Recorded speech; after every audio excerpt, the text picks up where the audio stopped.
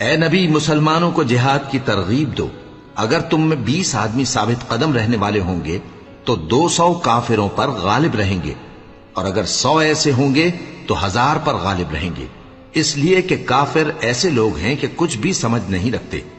اب اللہ نے تم پر سے بوجھ ہلکا کر دیا اور معلوم کر لیا کہ ابھی تم میں کسی قدر کمزوری ہے،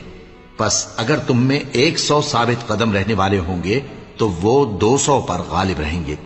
اور اگر 1000 ہوں گے تو اللہ کے حکم سے 2000 پر غالب رہیں گے، اور اللہ ثابت قدم رہنے والوں کا مددگار ہے۔ پیغمبر کو شایع نہیں کہ اس کے قبضے میں قیدی رہیں جب تک کافروں کو قتل کر کے زمین میں کثرت سے خون نہ بہا دے۔